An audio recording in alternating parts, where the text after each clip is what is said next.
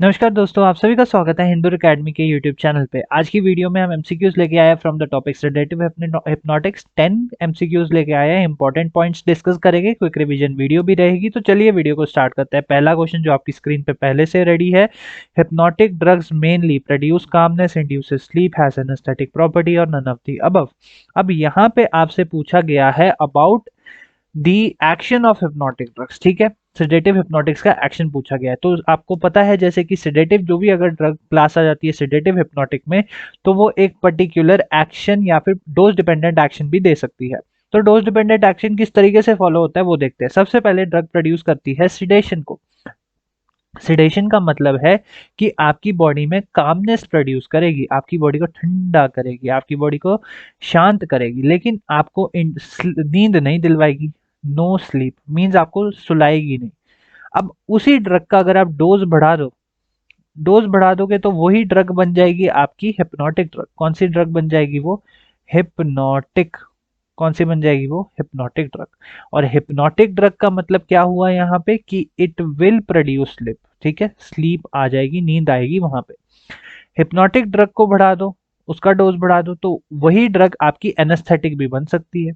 और एनेस्थेटिक का मतलब कि आपकी बॉडी को एनेस्थाइज कर देगी, सुन कर देगी, आपकी बॉडी के सिस्टम को सुन कर देगी। और वही ड्रग का अगर डोज बढ़ेगा, धीरे धीरे डोज बढ़ेगा, क्या करेगी वो?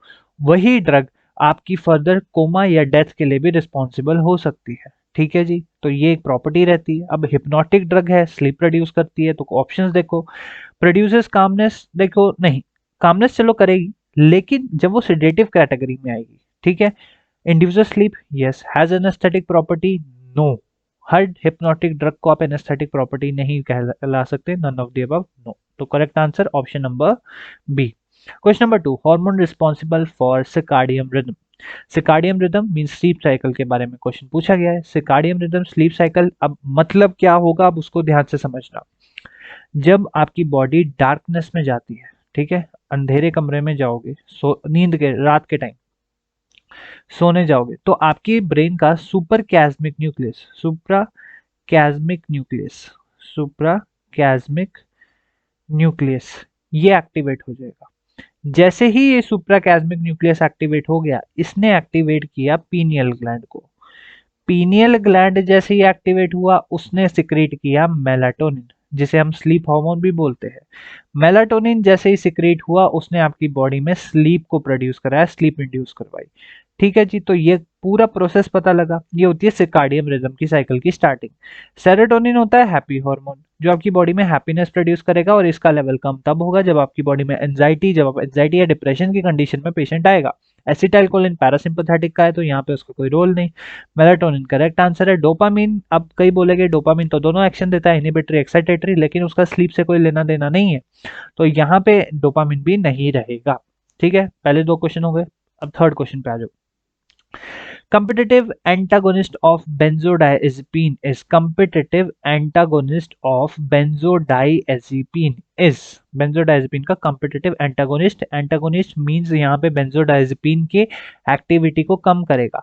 एक्टिविटी क्या होती है, मैकेनिज्म ऑफ एक्शन क्या होता है बेंजोडाइजेपिन का, उसको यहाँ पे हम डिस्कस कर लेते हैं। ठीक है, डिस्कस करने के लिए हमें चाहिए एक बेंजोडाइजेपिन रिसेप्टर। ठीक है, तो ये हो गया आपके पास बेंजोडाइजेपिन का रिसेप्टर।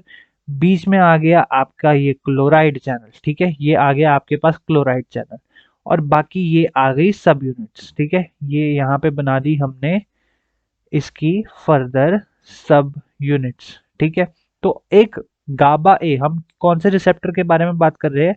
गाबा ए रिसेप्टर, जो कि होता है ligand gated ion channel receptor. कौन सा होता है? Ligand gated ion channel receptor. अब यहाँ पे कौन कौन सा है, अब उसको ध्यान से समझो। कौन कौन सी सब यूनिट्स है? दो अल्फा की सब यूनिट, दो बीटा की सब यूनिट, और एक गामा की सब यूनिट। प्रीवियस वीडियो में मैं आपसे एक अपॉलॉजी करना चाहता हूँ कि प्रीवियस वीडियो में मैं डेल्टा डेल्टा बोलता गया, डेल्टा नहीं होता है, गामा होता है। I am sorry for that, I accept my mistake. तो यहाँ पे एक गामा की यूनिट है, तो दो बीटा बनाओ, एक बीटा यहाँ पे, एक बीटा यहाँ पे। ठीक है, दूसरा अल्फा यहाँ, एक अल्फा यहाँ, और एक आ गया गामा। ठीक है, अब हम बात कर रहे हैं बेंजोडाइएज़ेपिन्स की, जिनके पीछे एजीपाम लगता है, क्या लगता है, लोराजिपाम, फ्लोराजिपाम, नाइट्राजिपाम या एजोलाम, ट्राइएजोलाम, ठीक है, अल्प्राजोलाम, ये लगता है। अब इस कैटेगरी में आपके पास कौन कौन सी, मतलब ये जो ड्रग है, इस कैटेगरी की जो ड्रग है वो क्या क्या एक्शन देगी, अब उसको ध्यान से समझ लेते हैं। वो जाएगी बेंजोडाइजेपिन, जाएगी आपकी अल्फा डेल्टा सब sorry alpha gamma subunit पे। कौन से, अल्फा गामा सब यूनिट पे, अल्फा गामा सब यूनिट पे जाएगी और क्लोराइड चैनल के फ्रीक्वेंसी को बढ़ाएगी, ड्यूरेशन नहीं बढ़ाएगी, फ्रीक्वेंसी मींस कितनी बार खुल रहा है वो चैनल, उसे बढ़ाएगी। तो अगर इस ड्रग की पॉइजनिंग हो जाए, बेंजोडाइजेपिन की पॉइजनिंग हो जाए, तो हमारे पास एक ड्रग है फ्लूमाजेनिल। फ्लूमाजेनिल इसी इसी यूनिट पे काम करेगी और इस क्लोराइड चैनल की फ्रीक्वेंसी को कम करेगी। तो यहाँ पे सैक्लोफेन तो नहीं होगा, ये गाबा बी का है, ठीक है, सैक्लोफेन ब्लैक्लोफेन। फ्लूनाइट्राजिपाम आपकी एक तरीके से डेट रेप ड्रग है, या फिर हम बोले टेस्टलेस बेंजोडाइजेपिन, तो ये भी नहीं है। बेंजोडाइजेपिन का एक्शन दे रही है, क्लोराइड चैनल की फ्रीक्वेंसी को बढ़ा रही है, फ्लूमाजेनिल होगा। तो करेक्ट आंसर है flumazenil. Which of the following drugs is a hepatic enzyme inducer.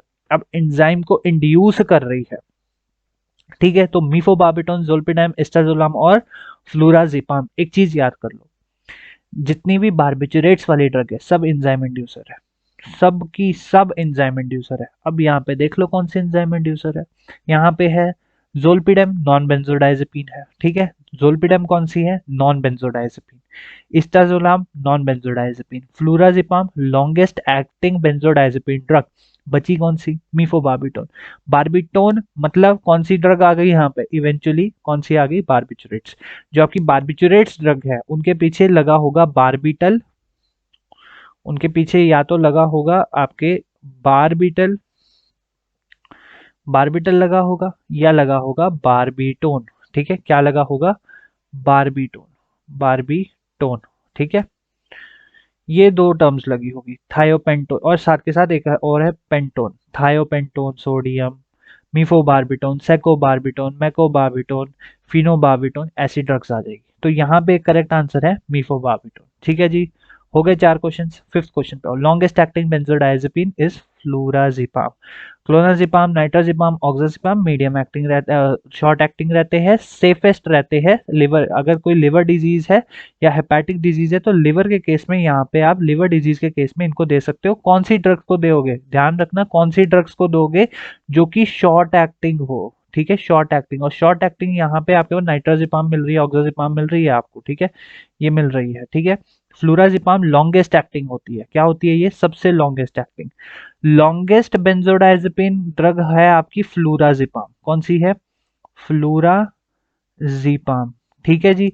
और सबसे शॉर्टेस्ट एक्टिंग कौन सी है, मिडाजोलाम, कौन सी है, मिडाजोलाम। और सबसे बेस्ट ड्रग अगर बेंजोडाइजेपिन के केस में बोला जाए इंसोम्निया की ट्रीटमेंट के लिए, तो वो रहती है ट्राइएजोलाम, कौन सी रहती है, ट्राइएजोलाम, ठीक है जी, क्लियर हो गया।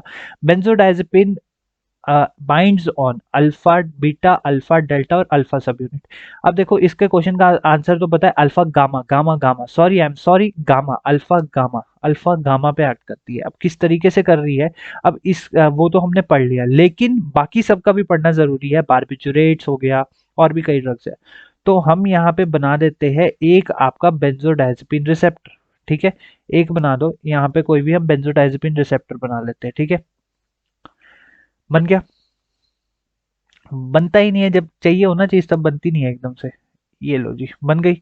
अब यहाँ पे बीच में एक चाहिए हमें क्लोराइड चैनल, कौन सा चैनल चाहिए, एक ये हो गया आपका क्लोराइड चैनल, ठीक है, कौन सा चैनल हो गया ये, Cl नेगेटिव, ठीक है। बाकी अब ये जो बचे, ये अब यहाँ पे आपकी सब यूनिट्स आ जाएगी, क्या आ जाएगी, सब यूनिट्स।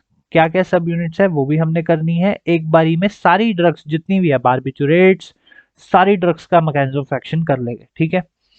अब क्या क्या बोला था मैंने, दो अल्फा, दो बीटा, एक गामा, दो अल्फा दो बीटा एक गामा, ठीक है, बीटा यहाँ पे, एक बीटा यहाँ पे, एक अल्फा यहाँ पे, एक अल्फा यहाँ पे, ठीक है, ठीक है, एक अल्फा यहाँ और एक अल्फा यहाँ और एक गामा यहाँ पे, हो गई 5 सब यूनिट्स हो गई।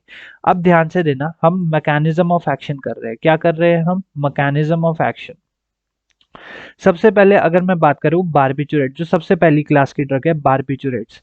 बारबिचुरेट्स बाइंड कर, ये कौन सा रिसेप्टर ये भी बता देता हूं, GABA A. It is a gamma amino butyric acid A receptor. जो गाबा का एक्शन होगा वो भी अल्फा बीटा सब यूनिट पे होगा, और जो बारबिचुरेट्स का एक्शन होगा वो भी रहेगा अल्फा बीटा सब यूनिट पे। ठीक है, बारबिचुरेट्स और गाबा दोनों का एक्शन कहाँ रहेगा? Alpha beta. जब ये अल्फा बीटा पे आएगी तो ये क्या करेगी? They will increase the duration. क्या करेगी? Duration of opening, duration of opening, मतलब जो आपका क्लोराइड चैनल है ना उसकी ओपनिंग को बढ़ा देगा। क्या करेगा? उसकी जो मान लो पहले 1 सेकंड के लिए खुल रहा था, अब वो 1.5 सेकंड के लिए खुलेगा। तो मतलब अगर वो क्लोराइड चैनल 1.5 सेकंड के लिए खुल रहा है तो क्लोराइड का कंटेंट क्या होगा? सेल के अंदर बढ़ेगा। सेल के अंदर क्लोराइड का कंटेंट बढ़ेगा तो सेडेशन प्रोड्यूस होगी। दूसरी आ जाती है आपकी बेंजोडायजेपिन्स, लोराजिपाम, ये सारे फ्लोराजिपाम। ये बाइंड करती है अल्फा गामा सब यूनिट पे। कहाँ बाइंड करती है? अल्फा गामा सब यूनिट पे। अल्फा गामा सब यूनिट पे बाइंड करके फ्रीक्वेंसी को बढ़ाती है कि कितनी बार खुलेगा। मान लो अगर सिडेशन, अगर मान लो इंडिविजुअल को नींद नहीं आ रही है तो रीजन ये भी हो सकता है कि जो आपका क्लोराइड चैनल है वो, देखो क्लोराइड का कंटेंट तो सेल के अंदर कम होगा, तो हम क्या कर सकते हैं? दो तरीके, या तो उस चैनल को ओपन करके रखो, कि थोड़ी देर के लिए ओपन करके रखो तो क्लोराइड अंदर जाएगा जल्दी। या तो दूसरा हो सकता है कि आप क्या करो कि आप उन दोनों की जो ओपनिंग है उसे आप फ्रीक्वेंसी बढ़ा दो कि कितनी बार ओपन हो रहा है। मान लो 1 मिनट में 4 बार नॉर्मली ओपन हो रहा है, तो अब 1 मिनट में 10 बार ओपन करवा दो, जिसके कारण अगर 10 बार ओपन होगा तो क्लोराइड भी ज्यादा जाएगा अंदर। क्लोराइड अगर ज्यादा जाएगा अंदर तो सिडेशन हिप्नोसिस की कंडीशन प्रोड्यूस हो जाएगी। और एक और क्लास की ड्रग होती है जो कि नॉन बेंजोडाइजेपिन्स होती है। अब इनकी क्या एडवांटेज है?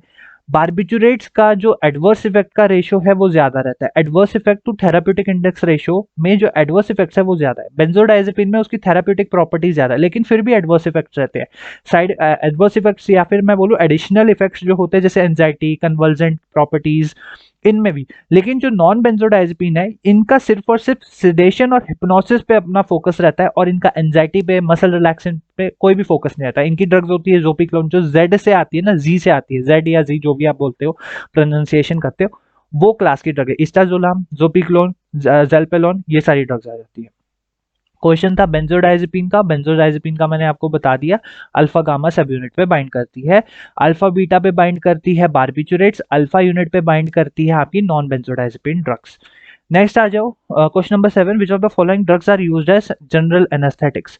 देखिए, जो आपकी बेंजोडाइजेपिन है उसमें एक डायजेपिम ऐसी ड्रग है, ठीक है। डायजेपिम का एक चीज याद रखना, बहुत ही इसका वाइड रेंज एक्टिविटीज देखने को मिलती है। डायजेपिम को एज एन एंटी कन्वल्जेंट भी यूज कर सकते हो, एंटी एंजाइटी ड्रग भी यूज कर सकते हो, ठीक है। साथ के साथ मसल रिलैक्सेंट भी यूज कर सकते हो, और सेडेटिव हिप्नोटिक तो इसका एक्शन रहता है। एक और इंपॉर्टेंट चीज है कि ये प्री एनेस्थेटिक मेडिकेशन की तरह भी हम इसे यूज करते हैं। प्री एनेस्थेटिक मेडिकेशंस वो मेडिकेशंस होती है जो एनेस्थीसिया देने से पहले इंडिविजुअल को दी जाती है ताकि इंडिविजुअल काम डाउन हो जाए। तो इसलिए डायजेपिम का वाइड रेंज यूज है, लेकिन यहाँ पे एज अ जनरल एनेस्थेटिक नहीं है। जनरल एनेस्थेटिक आपने हमेशा याद रखना है बारबिचुरेट्स में यूज होगा, और बारबिचुरेट्स में भी जो अल्ट्रा शॉर्ट एक्टिंग है, और अल्ट्रा शॉर्ट एक्टिंग आपके पास सिर्फ और सिर्फ है thiopentone sodium. Thiopentone sodium, it is a type of ultra short acting general ultra short acting barbiturate acid or malonylurea drug which is also used as a general anesthetic. methoxytone medium acting है, नहीं होगी। Lorazepam भी नहीं होगी।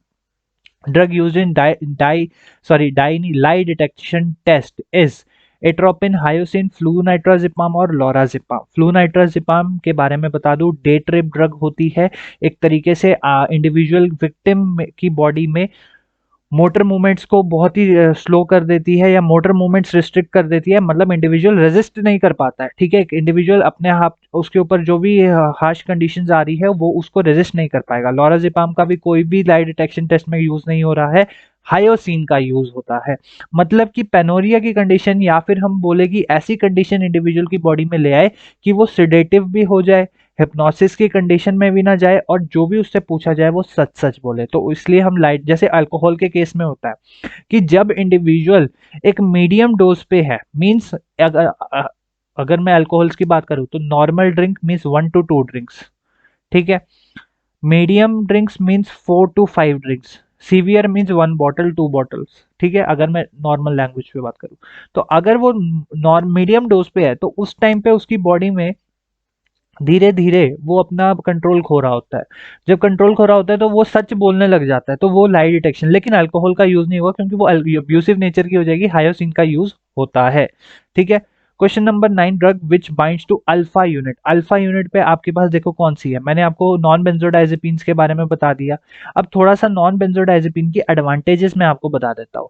Advantage ये है कि अगर इंडिविजुअल को शॉर्ट टर्म इंसोम्निया है, मीन्स कि अगर कोई इंडिविजुअल ऐसा है जो उसे क्रॉनिक नहीं है, ठीक है, मींस एल्डरली एज नहीं है, हमारी जैसी एज का है, शॉर्ट टर्म इंसोम्निया है, एक्यूट इंसोम्निया है, तो हम उसमें अल्फा सॉरी नॉन बेंजोडाइजेपिन, जोपिक्लोन, इस्टाजोलाम, ज़ेल्पेलॉन ऐसी ड्रग्स का यूज कर सकते हैं। क्यों? क्योंकि यहाँ पे जो एडीआर है वो बहुत ही मिनिमल है या बिल्कुल ही नहीं है, और साथ के साथ जो एडिशनल इफेक्ट्स होते हैं बेंजोडाइजेपिन के वो भी नहीं है।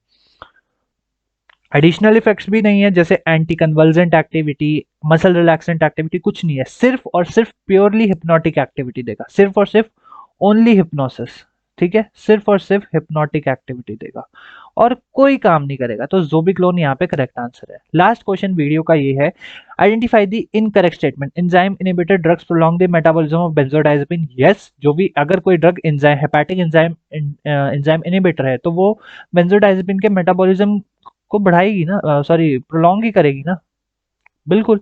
तो यहाँ पे ये भी ये है ट्रू स्टेटमेंट, ठीक है।